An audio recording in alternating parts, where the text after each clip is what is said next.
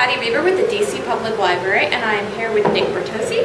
Hello, how you doing? And he's going to answer questions that DC Library Kids have sent in for us. First question of the day, it tends to be the most difficult one. Where do you get your ideas?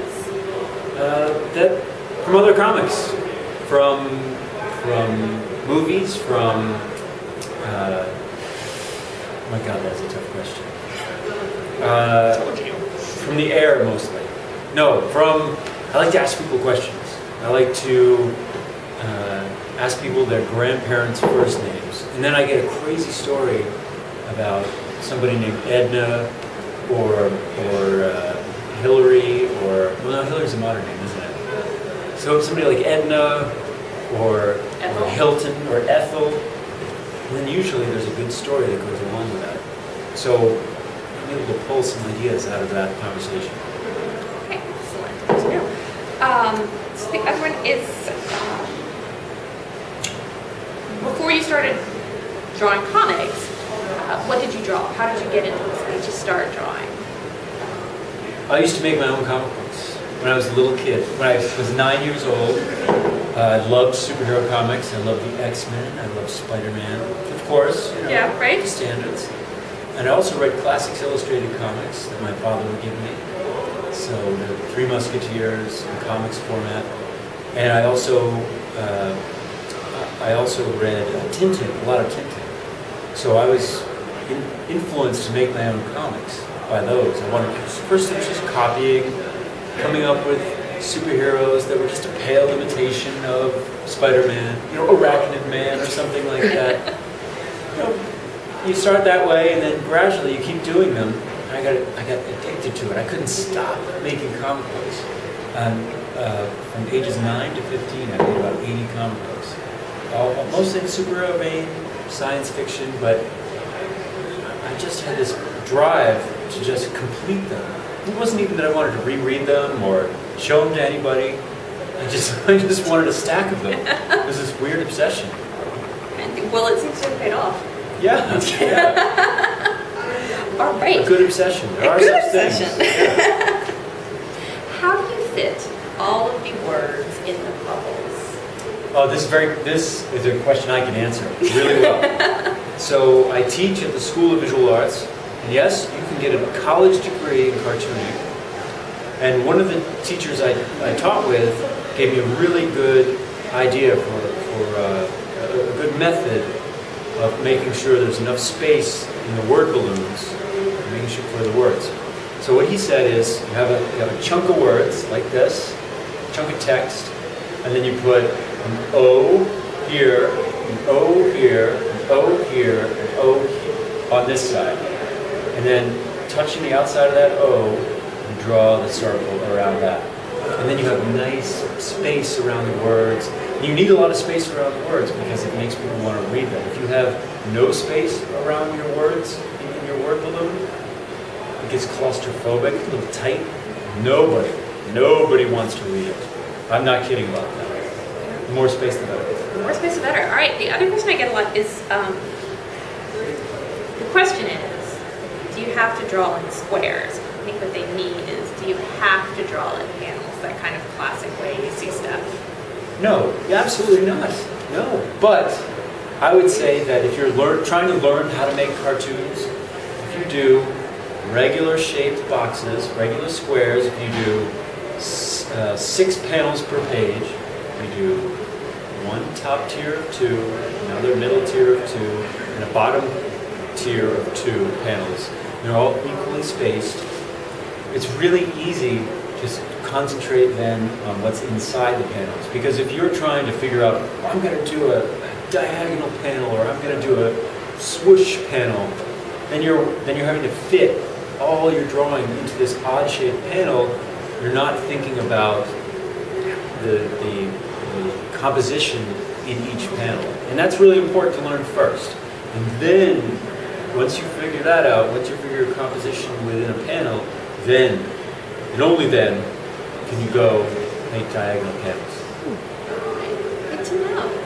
It's just a rule. It's a rule. Yeah, right? it's a law, actually.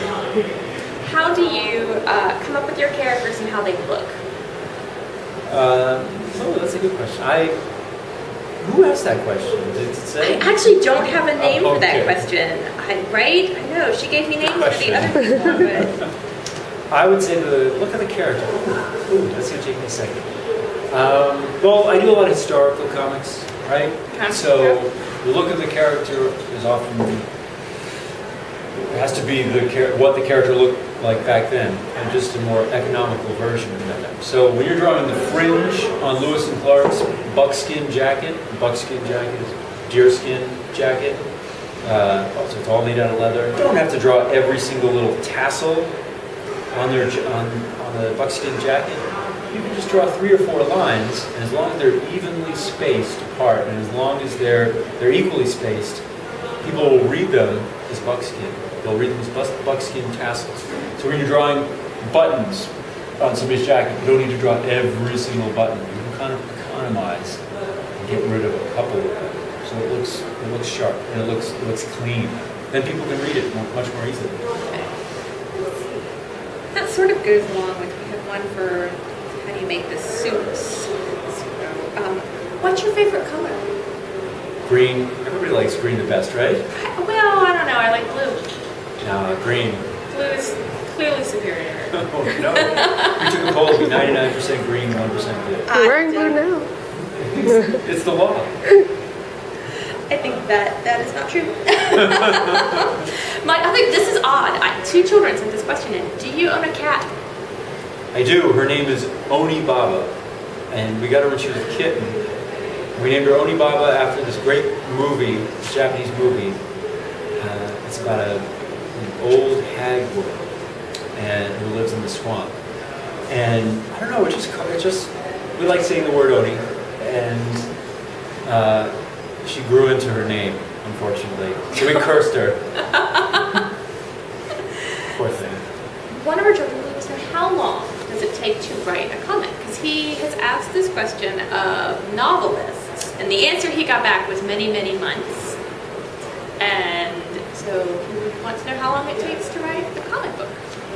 A comic book, let's say a 24-page comic book, you can knock one out in 3 days if you really are trying. But if you want to think about it, let it gel, really get the dialogue right, I bet you could just take it in 7 days. But if you're learning how to do it, it could take you a month.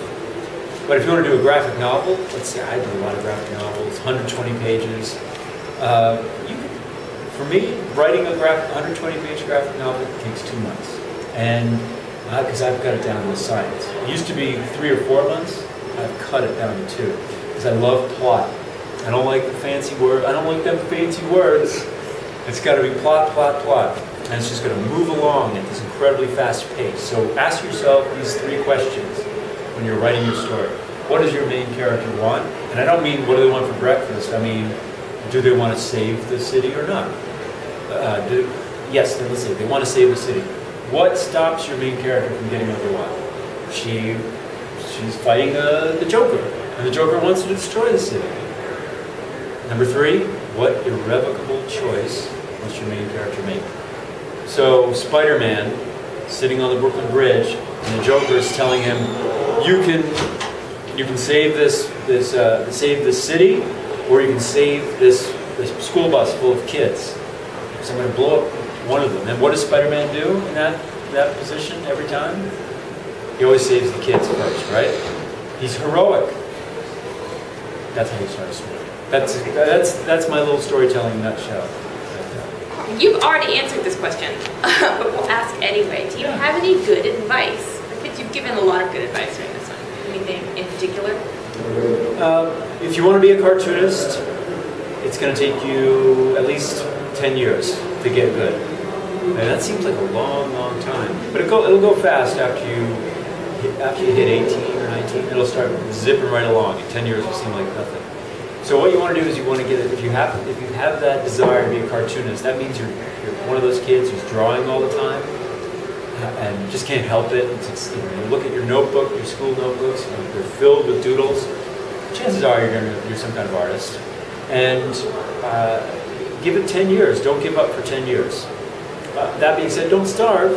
Get yourself a nice job, and just work on cartoons at night. Maybe be a security guard maybe become a security guard, and so you can spend the evenings just drawing while you're watching over a building. There you go. Wish I'd done that. Maybe something exciting will happen that you can then. Yeah, Right, yeah, comic about, right? exactly. That's The how you get Joker started. will bust into your building. Okay, before we leave, if you have, I don't know, like a top 5 comics you recommend for kids? Tintin. There's sometimes there's a little too many words in Tintin, but the drawings are spectacular. But Tintin, of course. I've been reading My Little Pony to my daughter, and I've been enjoying it a lot. Those are really good. Adventure Time's awesome. Adventure Time comic. Classic comics.